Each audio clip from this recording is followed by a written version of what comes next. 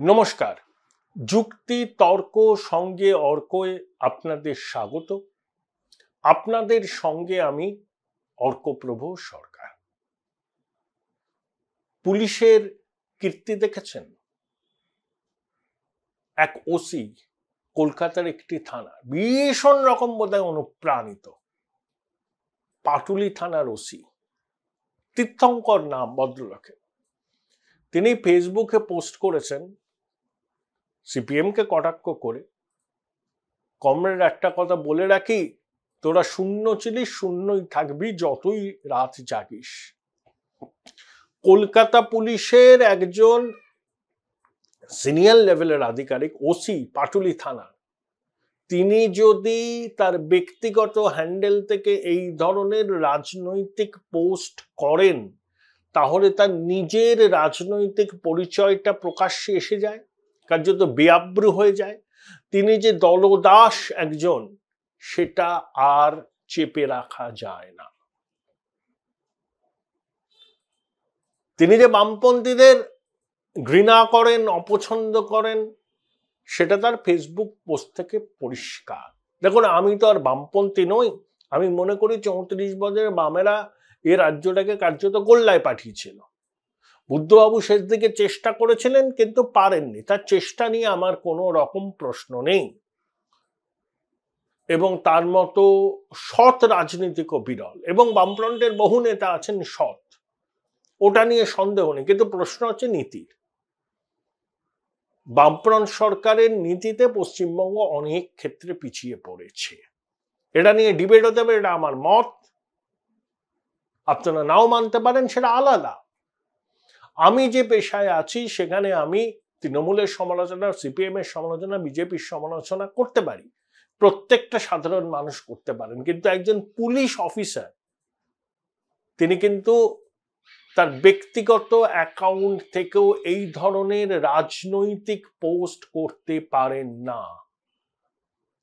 Police তার বিরুদ্ধে কি ব্যবস্থা নেবে, কি তদন্ত হবে, কি সতর্ক করবে, সেটা পুলিশের ব্যাপার। কিন্তু এত অনুপ্রাণিত ব্যক্তিরা যদি কলকাতা পুলিশের গুরুত্বপূর্ণ পদে থাকেন, জেলাতেও এরকম পুলিশ অফিসার প্রচুর আছেন, তাহলে পুলিশের নিরপেক্ষতা নিয়ে তো আম আদমি প্রশ্ন তুলবেই। কেউ মমতা বন্দ্যোপাধ্যায়কে বলছেন মা, কেউ ওই যে পুলিশ ওয়েলফেয়ার বোর্ড নাকি একটা আছে কালীঘাট থানায়, দীর্ঘদিন যিনি ছিলেন, এখন বোধহয় অ্যাসিস্ট্যান্ট কমিশনার হয়েছেন, তিনি ভীষণ কালীঘাটের ঘনিষ্ঠ, তিনি ওগুলো চালান। মানে তার অনুপ্রেরণায় অনুপ্রাণিত হয়েছেন এই ভদ্রলোক। আপনার রাজনৈতিক একটা বিশ্বাস থাকতেই পারে, সেটাকে আপনি সমাজ মাধ্যমে নিজের অ্যাকাউন্টে পোস্ট করে দিলেন। আপনি প্রবলভাবে বামফ্রন্ট বা সিপিএম বিরোধী, বুঝলাম। সিপিএম বিরোধিতা যদি আপনি করেন, করতেই পারেন। আমিও তো ব্যক্তিগতভাবে বামফ্রন্টের নীতি আদর্শের কট্টর সমালোচক। কিন্তু একজন দায়িত্বশীল অফিসার হয়ে আপনি কিভাবে এটা করলেন? তাহলে কি তিলোত্তমার খুন ধর্ষণের প্রতিবাদে বামপন্থীরা খুব মিছিল করছে, তো সেই সব মিছিল সামলাতে গিয়ে আপনার সঙ্গে কোনো ভার্বাল ডুয়েট হয়েছিল?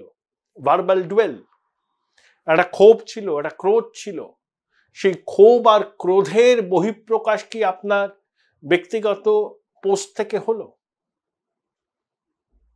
যেটা করেছেন, আমার মনে হয় যে পুলিশের উর্দি আপনার গায়ে আছে, এগুলো না করলেই ভালো করতেন। আসলে বৃহত্তর পুলিশকে আপনি কিন্তু কাঠগড়ায় তুলে দিলেন। এই যে বিরোধীর এবং সাধারণ মানুষের বড় অংশের অভিযোগ যে পুলিশ কার্যত দলদাস,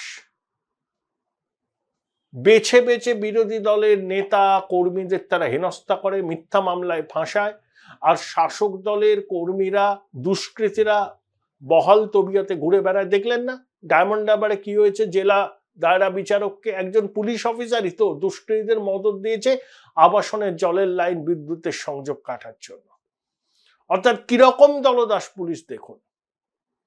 আর একবার প্রমাণ হলো, ওটা তো আবার ছোট বাবুর জায়গা। পাটুলি তো দক্ষিণ কলকাতা, একেবারে শাসক দলের খাস তালু। তা বেছে বেছে এরকম অনুপ্রাণিত অফিসারদের দায়িত্ব দেওয়া হয়েছে লালবাজারের পক্ষ থেকে। এরপরেও আমরা যদি পুলিশের কাছে নিরপেক্ষতা আশা করতে পারি,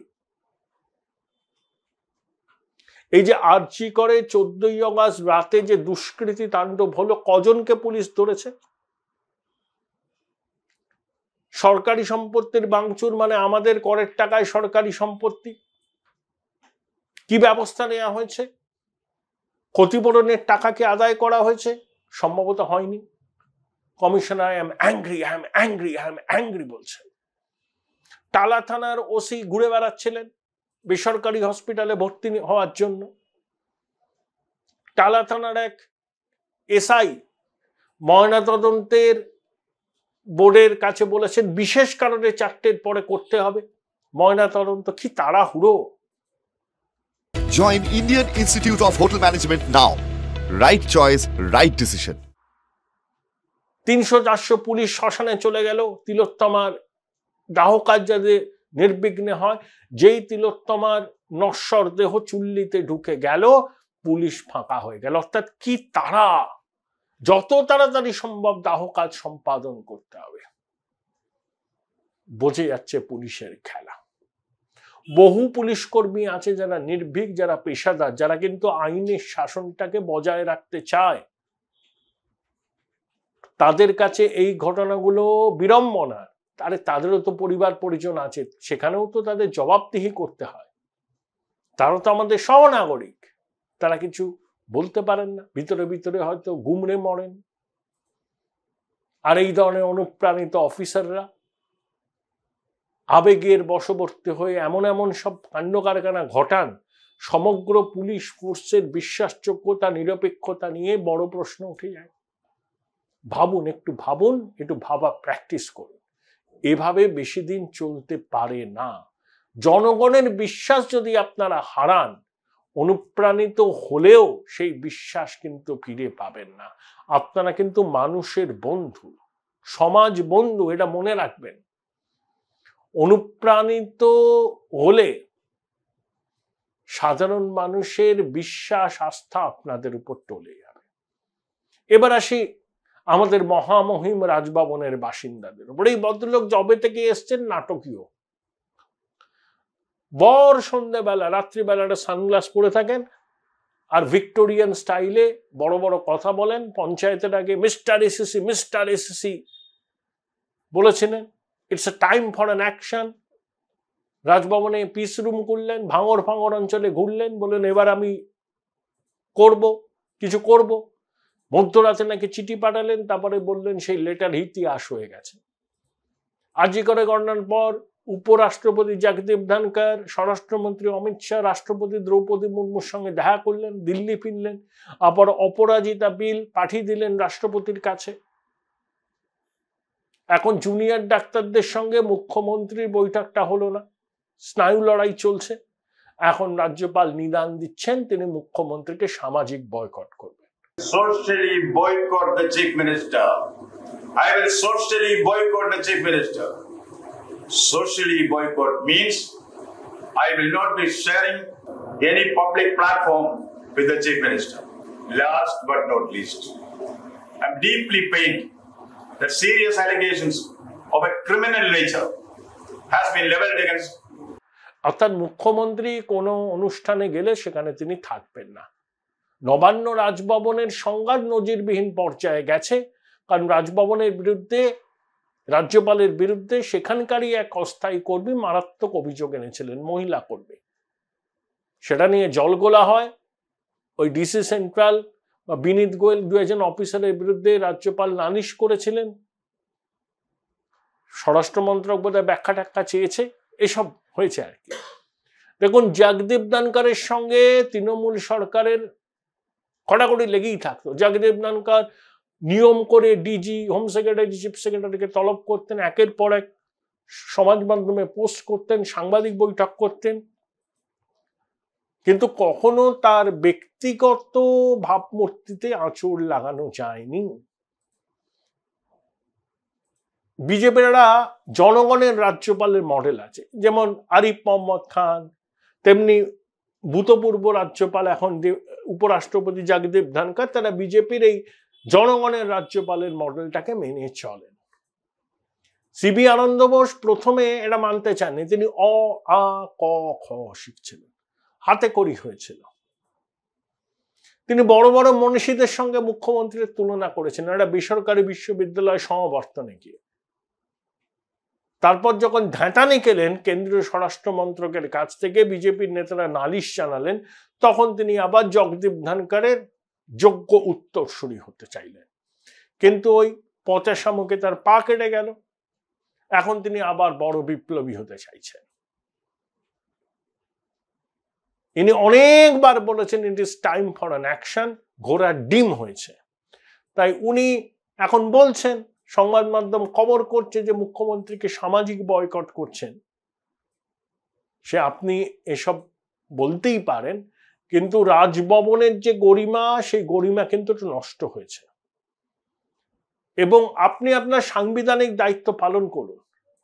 সংবাদ মাধ্যমের সঙ্গে সামনে বিবৃতি দিয়ে বড় বড় কথা বলে কিছু হবে না। যদি সত্যি কিছু কাজের কাজ করতে চান, তাহলে সেই কাজের কাজটা করার জন্য যদি কোনো সুপারিশ লাগে, সেই সুপারিশটা পাঠান এবং সিরিয়াসলি বলুন স্বরাষ্ট্র মন্ত্রককে, রাষ্ট্রপতিকে, না এবার আর লিপ সার্ভিস নয়, it's time for an action. তখনই বুঝবো যে আপনার কথা এবং কাজের মধ্যে মিল আছে। না হলে পুরোটাই হবে আজকে শূন্য কম্বের ঝংকার, বৃথা আস্ফালন, একটু নাটক করার চেষ্টা, সংবাদ মাধ্যমের অ্যাটেনশন করানোর চেষ্টা, এবং একটা বার্তা দেয়া যে আমি আন্দোলনরত চিকিৎসকদের পাশে আছি। আপনি পাশে থাকতেই পারেন, কিন্তু সাংবিধানিক প্রধান হিসাবে আপনার অনেক দায়িত্ব আছে, সেগুলো পালন করুন। কারণ অতীতের অভিজ্ঞতা বলছে আপনি যা যা কথা বলেছেন একটাও কাজে তার প্রতিফলন হয়নি, কোনো অ্যাকশন হয়নি। Time for an action, time for an action বললেও আপনার কথায় কোনো ব্যবস্থা কোথাও হয়নি। অতএব এসব বড় বড় কথা না বলে আপনি আপনার সাংবিধানিক দায়িত্ব পালন করুন, রাজভবনের গরিমা অক্ষুণ্ণ রাখুন, তাহলেই যথেষ্ট। আর সত্যি যদি আপনার কিছু করার ইচ্ছা থাকে, তার জন্য ঢক্কা নিনাদ করার কোনো প্রয়োজন নেই, নীরবে নিভৃতে কাজ করতে পারেন। অযথা সংবাদ মাধ্যমের নজর কাড়বার চেষ্টা করবেন না।